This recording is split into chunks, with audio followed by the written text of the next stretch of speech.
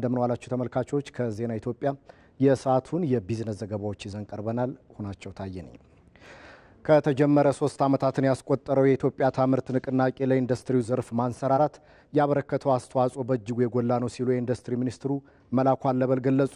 ሶስተኛው የኢትዮጵያ ታምርት ኤክስፖ በመጪው ቅዳሜ በአዲስ ኢንተርናሽናል ኮንቬንሽን ማዕከል በይፋ እንደሚጀመር ማስታውቋል። ሳምሶን በላይ ተጨማሪ አለ።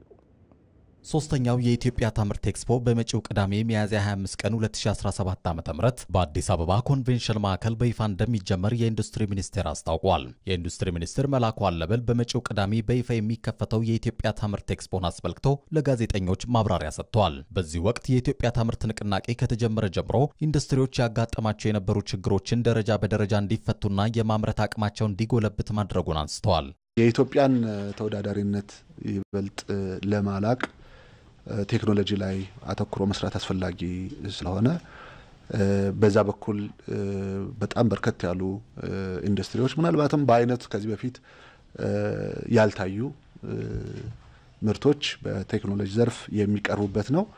ከኤክስፖ አስቀድሞ በተለያዩ ክልሎች የተደረጉ ኤግዚቢሽንና ባዛሮች እንዲሁም የኢትዮጵያ ታምርት የ10 ኪሎ ሜትር የጎዳና ላይ ሩጫ የኢትዮጵያን ምርት በማስተዋወቅ በኩል ጉልህ ሚና እንደነበራቸው ሚኒስትሩ ገልጸዋል።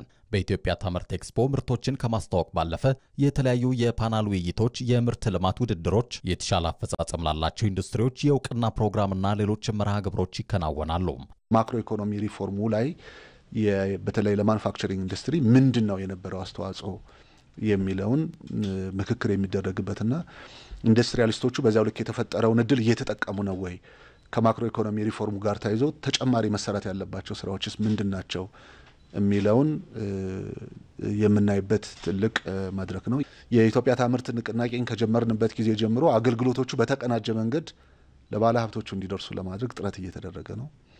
ስለዚህ ከሎጂስቲክ ጋር ታይዞ ከፋይናንስ ጋር ታይዞና ሌሎቹ በዚህ ውስጥ የሚታዩ ስራዎች በምን ሁኔታ ላይ ናቸው ያሉት፣ ምን ድጋፍ ያስፈልጋል የሚለው ላይ ምክክር የሚደረግበት ይሆናል ማለት ነው። ለ5 ቀን የሚካሄደው የኢትዮጵያ ታምርት ኤክስፖ ከ120 ሺህ በላይ የአገር ውስጥና የውጭ ጎብኚዎች እንደሚኖሩም በመግለጫው ተብራርቷል። በኤክስፖ 288 ኢንዱስትሪዎች የሚሳተፉ ሲሆን ከ4 ቢሊዮን ብር በላይ ግብይት ይፈጸማል ተብሎም ይጠበቃል። ኤክስፖውን ሁሉም ዜጋ እንዲጎበኘውና የኢትዮጵያ ምርት እንዲገዛም ሚኒስትሩ ጥሪ አቅርበዋል። ከሚያዝያ 25 እስከ ሚያዝያ 29 ድረስ የሚቆይ የ5 ቀናት ቆይታ ያለው ኤክስፖ ነው። በዚህ ኤክስፖ ከሀገር ውስጥም ከውጭም በርካታ ጎብኚዎች ይኖራሉ ተብሎ ነው የሚታሰበው። ከ6000 በላይ የግብይት ትስስር ይኖራል ብለን ነው የምናስበው። ከ4 ቢሊዮን ብር በላይ ግብይት ሊፈጸም ይችላል ብለን እንጠብቃለን። ከ120 ሺህ በላይ ጎብኚዎች ይኖራሉ።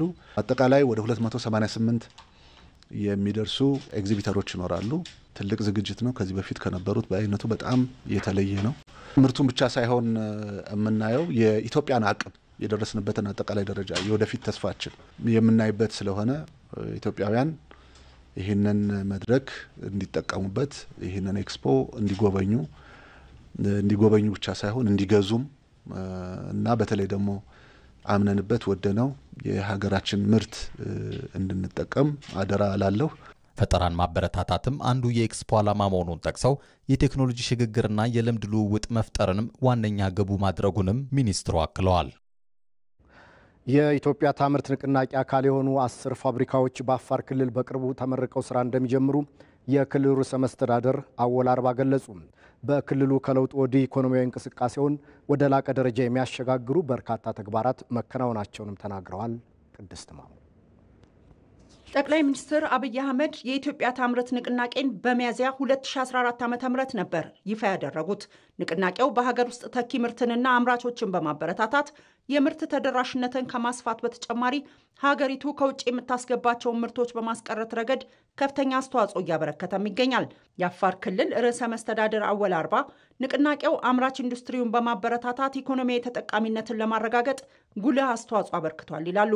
በተለይም ክልሉ በኢንዱስትሪ በግብርናና በቱሪዝም ዘርፎች ትልቅ ሀብት ያለው መሆኑን ገልጸው ሀብቱን ጥቅም ላይ ለማዋል በሚደረገው ጥረት ንቅናቄው በእጅጉ እያገዘ ይገኛል ነው ያሉት። የኢትዮጵያ ታምርት ንቅናቄ አምራች ኢንዱስትሪን ከማስፋፋት ከማጠናከር አንጻር ሰፊ ትርጉም አለው። ወሳኝ የምንላቸው ከ6 በላይ ኢንዱስትሪ ያልነበሩበት ሁኔታ ነው የነበሩ ፋብሪካዎች ያልነበሩበት ሁኔታ ነው የነበረው። እንደ ክልል በኢንዱስትሪም በግብርናም በቱሪዝም ዘርፍ ትልቅ ፖቴንሻል አለ እንደ ክልል። በቅርቡ ወደ 10 የሚሆኑ ከኢትዮጵያ ታምርት ንቅናቄ ጋር ተይዞ በቅርቡ በክልላችን በቃ የምናደርገው መድረክ ጋር ያይዘን ወደ 10 ፋብሪካዎች የሚመረቁበት ሁኔታ አለ። ከተኪ ምርት አኳያም ክልሉ ያለውን የጨው ሀብት ወደ ጥቅም በመቀየር ከውጪ ገባ የነበረውን የጨው ምርት ሙሉ ለሙሉ መተካት እንደተቻለም ርዕሰ መስተዳድሩ አረጋግጠዋል።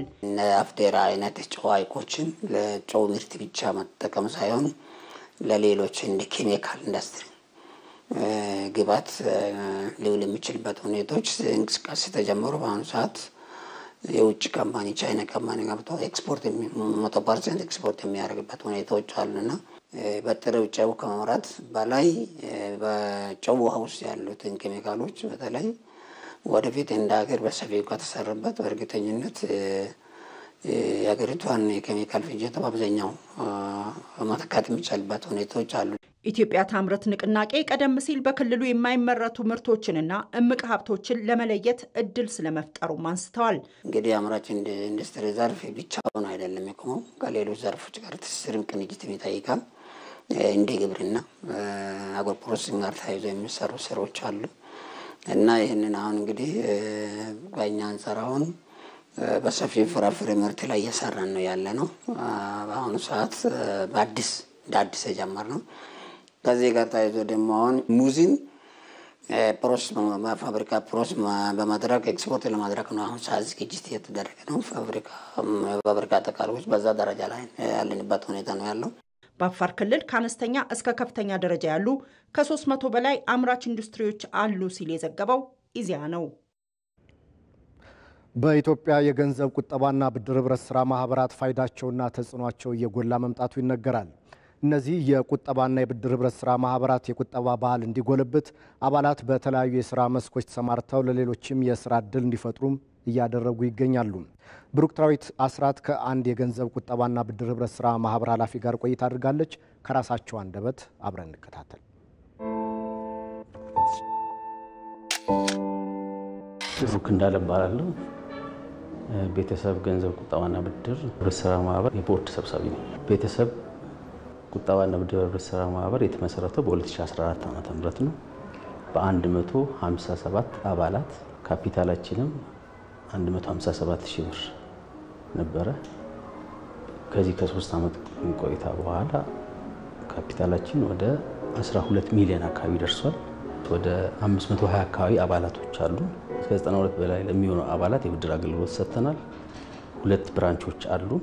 በሁለቱም ብራንቾቻችን አጠቃላይ ወደ 100 አካባቢ ሰዎች ለሚሆኑ የስራ ዕድል ፈጥረናል ማለት ነው። ህብረት ስራ ማህበር ሲቋቋም ከእንጦጦ ማርያም የእንጨት ተሸካሚዎች እስከ 6 ኪሎ ሴንተር ያደረገ ነው። በጉለሌ ክፍለ ከተማ ውስጥ በተለይ ዝቅተኛ ማህበረሰብ ላይ ላሉ ቤቶች ስለተቀመጡ ከማነቃቃት ራሳቸውን ከማብቃት አኳያ በጣም ተጠቃሚዎች ሆኑ ሴቶች ናቸው ማለት ነው።